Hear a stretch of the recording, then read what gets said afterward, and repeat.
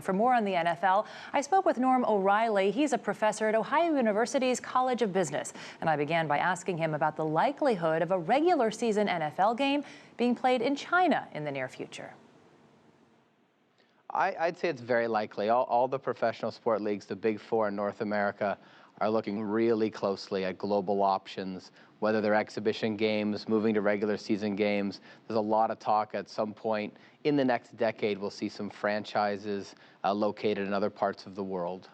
What's the upside for the NFL? The upside is really global reach. And an important thing when you think about these leagues now, the big ones, and the NFL is the most lucrative sport property league in the world, is that ticket sales have become a very small piece of their overall revenue pie. So they're looking at sponsorship, merchandising, streaming rights, media rights, endorsement contracts, et cetera, et cetera, et cetera. This is what's really driving the revenue models. Think about gambling, think about fantasy. And so that comes from reach. And it doesn't matter if that fan is in New York or Beijing and the team is playing in Jacksonville. This is the dynamic that the leagues are really pushing for. The NBA has been the leader, and the NFL certainly wants to follow. They've had some mistakes, some missteps, you might say, in Europe. What do you think they can do to learn from those mistakes, particularly in London, to make operating in Beijing a success? Yeah, great question. There's been a lot of studies. I've been a part of some of them on the NFL Europe experience, and one of the things that really comes across in a lot of them was that it was not their A property, not the A game. So it was the next tier levels of players. So whether fans are in a home country or another country, you want to put your best product on display, and that's a learning that I think the NFL would say they got out of it. And so you want to go in with your best players. So hence having a regular season game, a game that actually matters. That's been very successful in London. It's been successful in Toronto as they go around the world and say, let's put our best players in a game that actually matters. The exhibition game, players don't try as much. The starters don't play the second half. If someone's injured, they're not going to try that hard. Regular season game matters, and they're going to see the best product on display. There's another kind of American football that's already in China, arena football. There are American owners who are partnering with Chinese owners to facilitate that.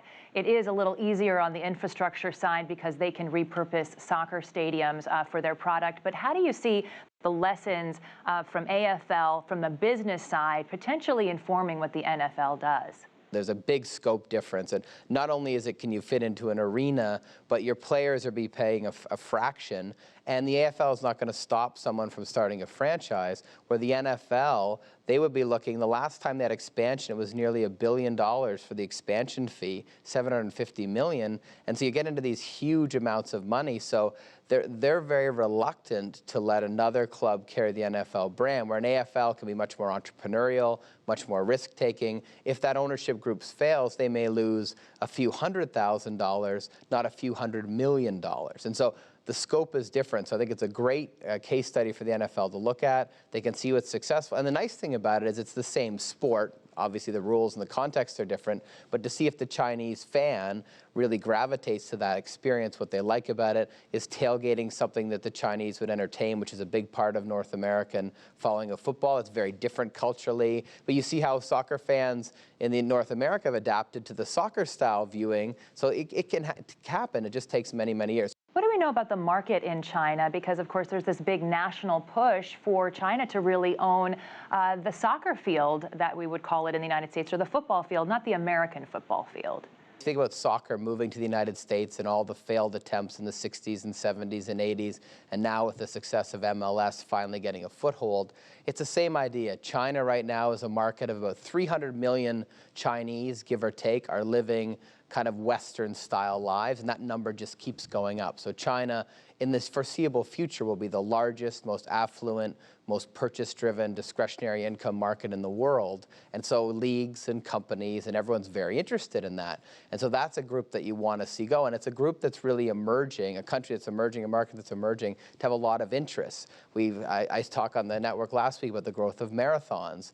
Think of NFL, football, soccer. They all see opportunities there to really move in to a vibrant market that's really looking for new activities, new entertainment, new sources of enjoyment and fun. And the Chinese, as you know very well, are very global thinking. Many study in different parts of the world. We've got over 1,000 students here at any time on our campus from China, for example. And so it's really an exciting market with growing discretionary income.